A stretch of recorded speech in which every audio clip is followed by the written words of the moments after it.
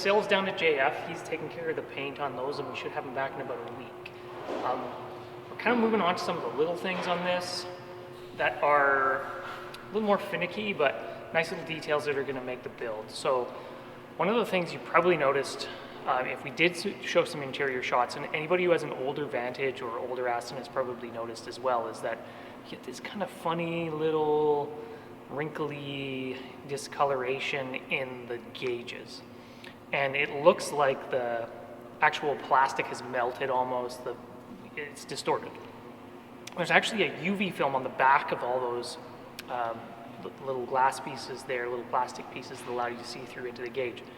You can take these parts out and just take them off, and it will clear up that distorted picture, but it also kind of leaves a funny little blue look to them when the gauges are off, and we want to make it nice and OEM looking. So Jeff's going to get stuck into this and pull all those parts out, and he's going to show you how you can remove those parts, how you can take the film off and clean them up. And we're going to find some UV film that we can reapply, restore them back to original condition. So Jeff's around here somewhere. I think he's about to come jump in here and start pulling it apart. Okay, so we're going to start removing some of these panels here to change some of the screens out. What we get here is we have some deformation in some of the protective covers that Aston Martin puts on. So what we can do is actually remove some of the components here and change out the protective screens, and then you'll have a nice clear display afterwards. Alright, so I'll start to remove some of these panels here to gain access to these screens, and yeah, you can just follow me along on the repair here. Alright.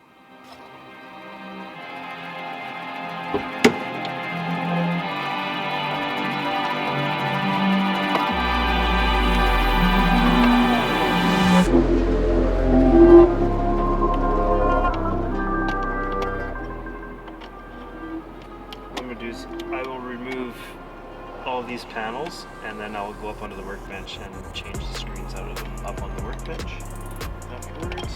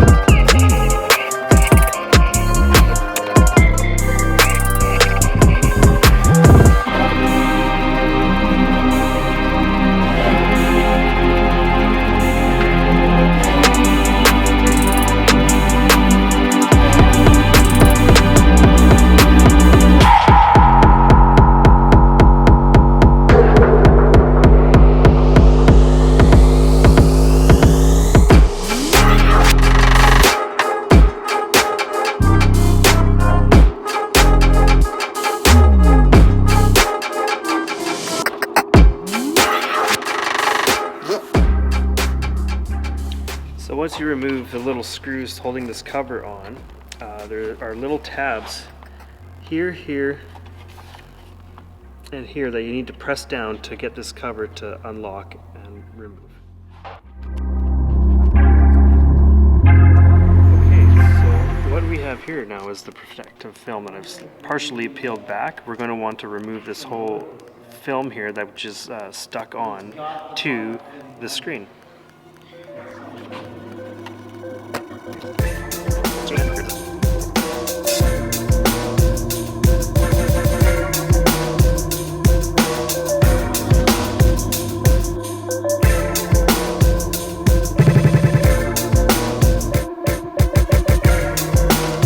Okay, so to expose this screen so you can pull the protective film off of, you need to lift this cover surround away from the screen, because the film actually underlays beneath this frame, and so in order to release this frame, these tabs go through the circuit board in 1, 2, 3, 4 different locations. There's a little tab that you need to what they do is they push it through and then bend the tab over the circuit board. So you need to fold them straight so the slot will go through, the tab will go through this slot right here. 2, 3, 4.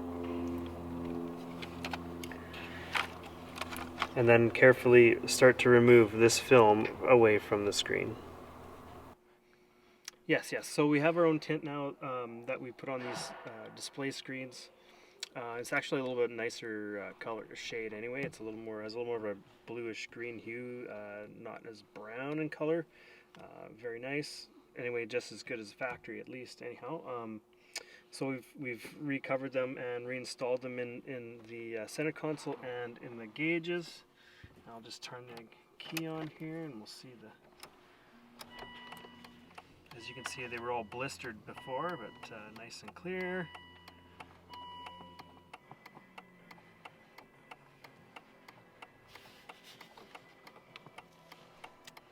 And then these two guys here. This car must have been parked outside in extreme heat. I've never seen them distorted that bad, but yeah, nonetheless, after a little bit of perseverance, we got the old tint off. It was quite baked on, so, but yeah, no, it looks quite well. I'm very happy with it. Yeah, look forward to doing more of these actually now that we've done the one. Yeah, it should be good. See ya.